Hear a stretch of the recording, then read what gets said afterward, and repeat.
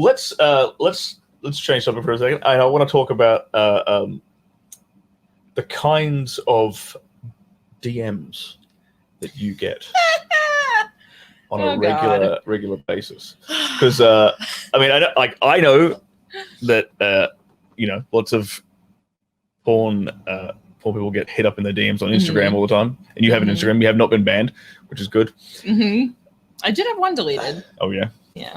How many message requests do you think you would get? Do you want me to just look? On an average day? Let's have a quick look. Let's have a look. This is going to be good.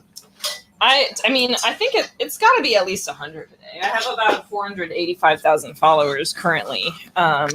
This is good because it gives like a comparison of like how many followers you have versus how many. Whoa! Let's turn that sound off. Okay. I'm gonna mute you. So I don't know if there's a way to break down message requests like in time, but like this is just the initial screen that I see if I go into my unfiltered DMs. Let's see, 52 minutes ago. Scrolling. Scroll down until it gets like one day. Yeah. Okay, there we go. All right, so one day. 1, 2, 3, 4, 5, 6, 7. See, look, that's about 3 scrolls. So that's a good 30-ish messages. Oh, I actually need to follow this person back. That's a person I actually care about. Okay. And I will accept her request. But yeah, it's like that's dozens. It's several dozens in a single day. Yeah. And how often do you actually like go through and read them and check them out? Sometimes? Rarely. I think right now, this minute is the first time I've looked at them in like a month, probably. And why might that be? Why on earth would and porn or not? I know why. I'm just porn or not. Why would anyone with that many like hundreds of thousands of followers want to see random messages from people I don't know? Like, have you ever like out of curiosity gone through them and found some really, really creepy, disturbing shit? Absolutely. A ton of dick pics, like just even in your Instagram feed. Yeah. Oh yeah, in the Instagram, like because they think I don't know. Do people think that Instagram can't see your DMs? Because like, do people think that? Because they definitely can. So good job, dudes who send the random dick pics in the unfiltered DMs. So show me your pussy. I like this one? Can I marry me? The grammar is always the thing that really gets me.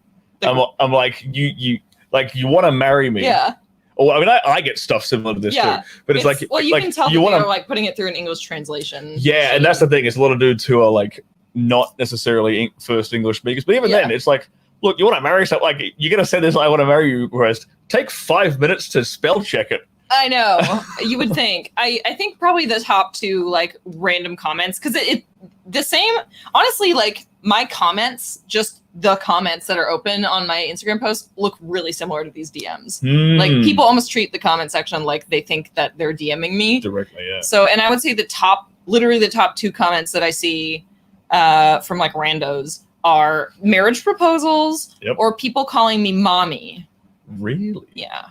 I get a lot of comments from like random young men online being like, will you please be my mommy? Ugh. And I'm like, ugh. Toss the phone away. Yeah. Do you mind if I have a quick look? I want to see if I'm going to have a really quick scroll here, and if there's anything super creepy. This always looks dodgy. Hi, we're looking for ladies. I'm not going to click on that one. You're the sexiest girl I've ever seen. Show me your pussy. Can I marry me? Hey, I don't mean to be. That's a great start. Do you want if I click this one? Yeah. Oh, hey, I don't mean to be creepy. Hey, I don't mean to be creepy or give you a wrong idea, but I think you're absolutely gorgeous and a big fan of yours. Okay, look. That's not as weird. That's not as weird as I sounded like it was going to be. Sexiest girl I've ever seen. Damn. Show me your pussy, obviously. Let's keep going here. Love you from Iraq. Okay. I find there's a lot of dudes from the Middle East. Yes. DMing us on. Well, do you want to see the? I find this very interesting for anyone. Oh, like the insights. Yeah. Yeah.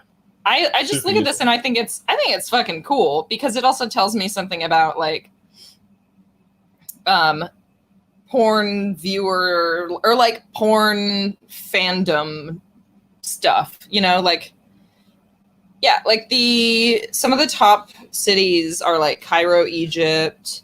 My follower breakdown is Mostly United States, but then India, Egypt, Mexico, Indonesia. Lots of dudes from India and Indonesia. It makes sense though, because you think those are incredibly densely populated parts of the world. So Well, like it's like of course I'm gonna have like more followers from like a giant country. You know? I like this one from Anna. DMs on Instagram from non-porn females are ridiculous. I keep getting sugar daddies wanting to take care of me. Well, good for you, Anna. You know, if you can get that sweet cash, go right ahead. She has a good point, because DMs like this are honestly a part of like being a woman on the internet.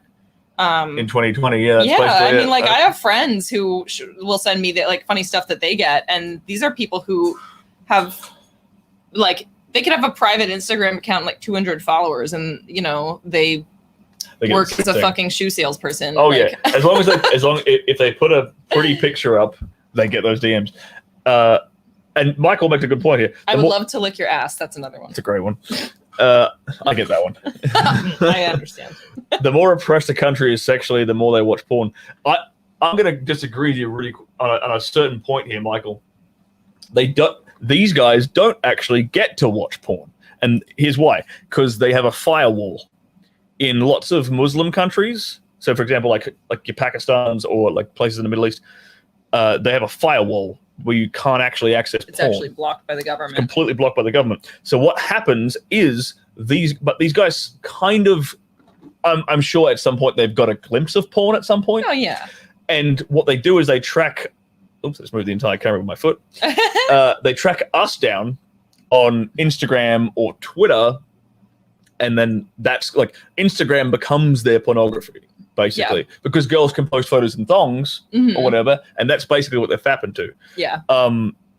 Or and the other exception is that in Twitter, because Twitter allows hardcore pornography, this becomes their source of porn. Yeah. For a lot of these guys in these countries, which is why I think we get such a skewed amount of guys DMing us from those countries. Even though looking at your insights, like the percentage that it's a smaller percentage from say India than it is the United States. Yeah. But most of these guys have names like Shwama, Yashim, Jerba, like these are all like non-English, not like non-Anglo-Saxon names, right? So I think I really think it's their like they treat Instagram like it's their Pornhub. Yeah, and I think you're entirely correct. Like it's and honestly, like I didn't. So it's interesting to also compare things like that to social media before I retired, since it's been so many years and things have changed so much.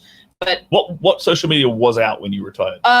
So Instagram and Twitter both existed for sure. But they were brand new. Twitter wasn't totally new. Like Twitter, it was more established. So like porn social media took place entirely on Twitter pretty much for when I was first starting in the industry. Instagram was around, people were using it to promote themselves, but it was nowhere near the industry in itself that it is now. Like influencers weren't a thing. Yep. Influencer was just becoming a word when I retired from the porn industry.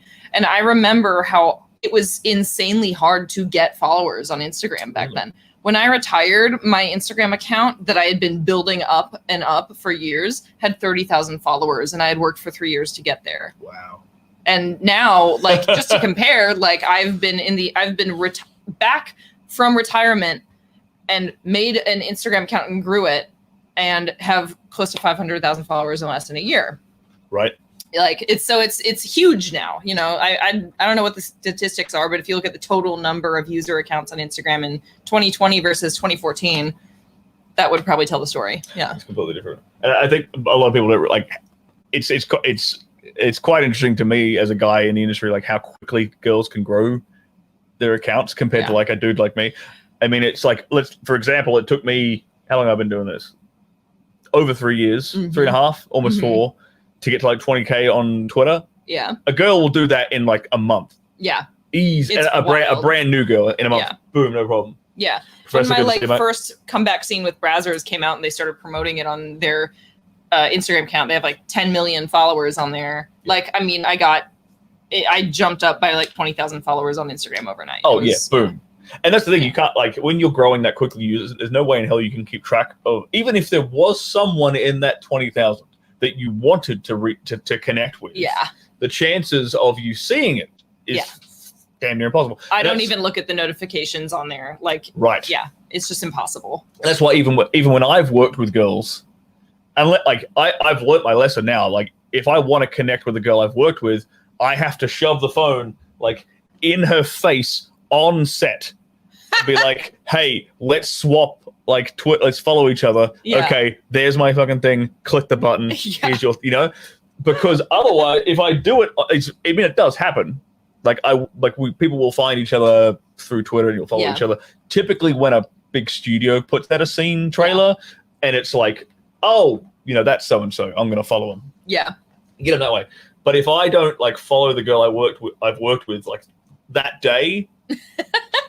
Like I'm just in the dust. You'll never be able to get a hold of her again. Well, exactly. And even though we might have had a great scene, we might have had awesome chemistry, and even on the day be like, let's shoot content together. Like, absolutely 100%.